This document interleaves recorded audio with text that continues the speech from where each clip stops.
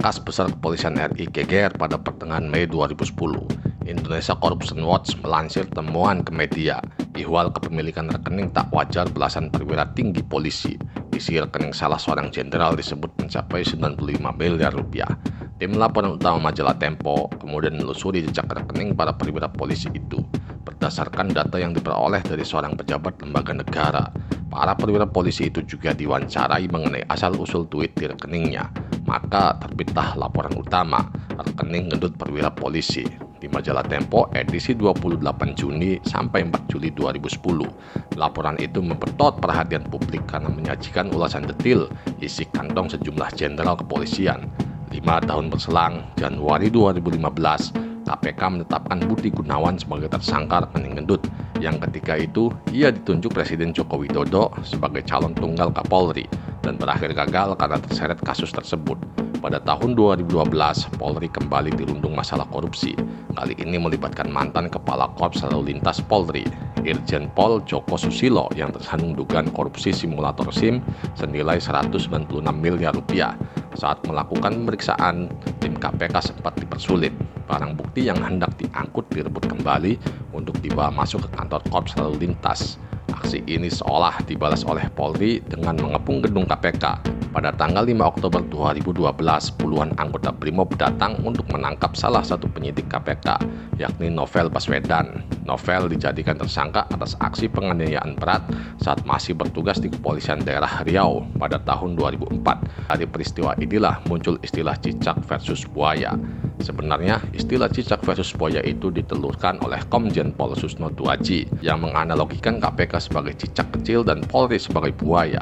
Ketika itu pada Juli 2009, KPK melakukan aksi penyadapan terhadap Kabareskrim Mabes Polri, Komjen Susno Duaji. Kala itu, Susno Duaji dituduh terlibat pencairan dana Budi Sampurna di kasus Bank Senturi. Rentetan kasus seolah tak mau lepas dari institusi yang lahir pada 19 Agustus 1945 itu. Terbukti pada 2019 publik digegerkan kembali dengan rekaman video CCTV yang dirilis oleh Indonesia Leaks berdurasi 1 jam 48 menit 58 detik. Video itu menampilkan rekaman kamera pengawas di ruang kolaborasi lantai 9 Direktorat Penyidikan KPK Jakarta Pusat. Dalam video itu terlihat ada penyidik KPK Ardian Rahayudi, Rufrianto Maulana Yusuf, Roland Ronaldi, Harun serta 2 penyidik dari perkara lain yang diduga mereka sedang merusak barang bukti yang saat itu disebut buku merah. Buku merah itu menampilkan 68 detil catatan dan riwayat dari aliran dana Basuki Hariman ke sejumlah rekening pejabat pada kasus dugaan suap pengusaha impor daging, dan salah satunya ada nama Tito Karnavian yang disebut menerima setoran hingga 8 kali, totalnya mencapai 7,2 miliar rupiah. Pak, izin Pak, Indonesia Leaks itu memperoleh dokumen soal BAP Hariman Basuki Sudah Hariman, dijawab Pak. sama Humas. Nah itu gimana Pak? Sudah dijawab sama Humas. Katanya ada aliran dana ke Sudah lima dijawab pejabat oleh Humas. termasuk ke nama Bapak Pak. Sudah dijawab oleh Humas. Sudah. Cukup Pak. Sudah. Terima kasih Pak Tito. Terima kasih Pak Tito.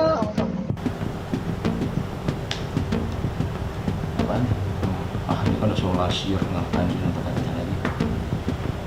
Kemarin informasi yang kita dapat berkasnya sempat berubah pada saat Saya kan nggak tahu kan, itu dari sini. Udah nggak usah lu bahas lagi kayak gitu, udah selesai. Tempo suka banget sih bahas-bahas yang udah lama banget. Ya, dan itu udah lama, udah dijawab juga. sama ini. Boleh. Kan udah tahu kampus Polri.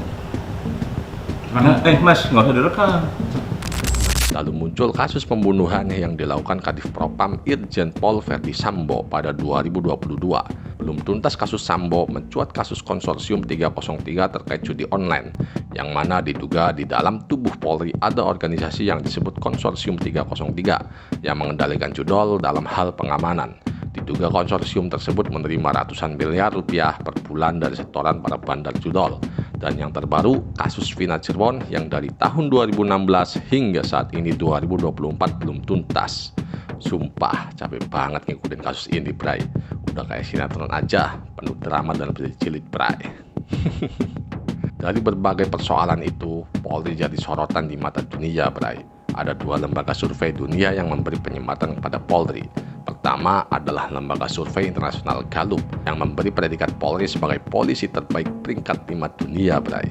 Sedangkan lembaga survei internasional Indeks Mundi memberikan gelar kepada Polri sebagai polisi paling korup se-Asia Tenggara dan urutan ke-18 polisi terkorup di dunia, Bray. Belakangan yang terbaru menurut hasil survei Litbang Kompas pada 27 Mei sampai 2 Juni 2024, tingkat kepercayaan masyarakat terhadap Polri terus meningkat. Gimana, Bray, menurut kalian? Tulis ocehannya di kolom komentar ya. Dari segala kontroversi dan persoalan yang membuat citra Polri naik turun, Sang Bayangkara pernah memiliki sejarah harum yang diukir oleh sosok sederhana dan tegas dan anti terhadap korupsi, sampai-sampai ia dijuluki sebagai polisi jujur. Adalah Hugeng Iman Santoso, Kapolri periode 1968 hingga 1971. Hugeng dikenal sebagai pejabat polisi yang paling berani dan jujur di negara ini pada saat mayoritas pejabat pemerintah korup. Hugeng Iman Santoso lahir di Pekalongan, Jawa Tengah, 1 September 1921. Sejak kecil, ia dikenal sebagai anak yang cerdas dan memiliki jiwa kepemimpinan yang kuat. Latar belakang keluarga yang disiplin dan taat hukum menjadikannya pribadi yang berintegritas tinggi. Setelah menyelesaikan pendidikan menengahnya, Hugeng melanjutkan pendidikannya di Recht Hogeschool atau Sekolah Tinggi Hukum di Jakarta. Di sana, ia aktif dalam pergerakan pemuda dan mulai menunjukkan kepeduliannya terhadap nasib bangsa Indonesia. Pada tahun 1945, setelah kemerdekaan Indonesia, Hugeng bergabung dengan Kepolisian Republik Indonesia. Karir di kepolisian terbilang cemerlang. Ia dikenal sebagai perwira yang cerdas, berani, dan pantang menyerah. Salah satu momen penting dalam karirnya adalah saat ia ditugaskan untuk memimpin pasukan dalam pertempuran melawan Belanda di Ambarawa pada tahun 1949. Keberanian dan kepemimpinannya dalam pertempuran ini mengantarkan pada kenaikan pangkat dan kepercayaan dari pimpinan. Sejak awal karirnya, Hugeng sudah menunjukkan komitmennya untuk memberantas korupsi dan menegakkan hukum.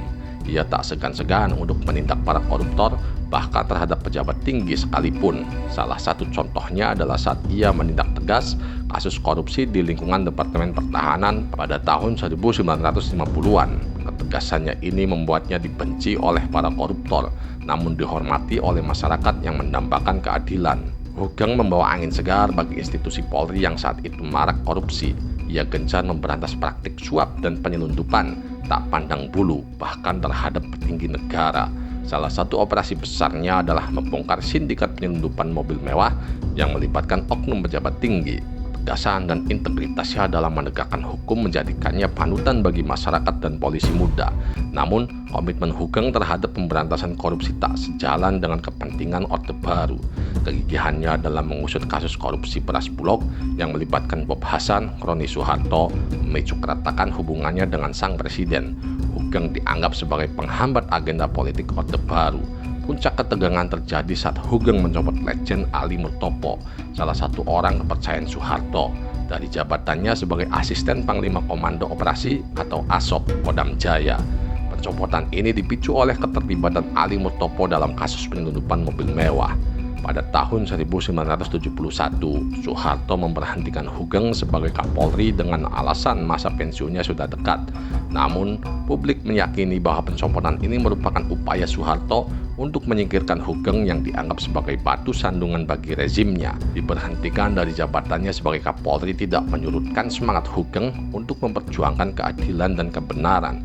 Ia terus aktif dalam berbagai kegiatan sosial dan politik, menyuarakan kritiknya terhadap praktik korupsi dan ketidakadilan yang merajalela di masa Orde Baru. Hugeng aktif menulis artikel dan buku yang mengkritisi rezim Orde Baru dan mendorong reformasi politik. Ia juga kerap diundang sebagai pembicara dalam berbagai seminar dan diskusi tentang demokrasi dan hak asasi manusia. Pada tanggal 14 April 1992, Hugeng menghembuskan nafas terakhirnya di Jakarta. Kematiannya meninggalkan duka mendalam bagi masyarakat Indonesia. Namun semangatnya untuk melawan korupsi dan menegakkan hukum terus menginspirasi generasi muda. Hugeng dikenang sebagai salah satu pahlawan reformasi yang berani melawan rezim otoriter dan memperjuangkan demokrasi di Indonesia. Ketegasan, integritas, dan komitmennya pada keadilan menjadikannya teladan bagi para penegak hukum dan seluruh rakyat Indonesia. Hingga hari ini, sosok Hugeng masih dikenang sebagai ikon anti korupsi dan teladan bagi para penegak hukum. Semangatnya dalam melawan korupsi dan menegakkan keadilan terus menginspirasi generasi muda untuk berani melawan ketidakadilan dan mewujudkan Indonesia yang bersih dari korupsi.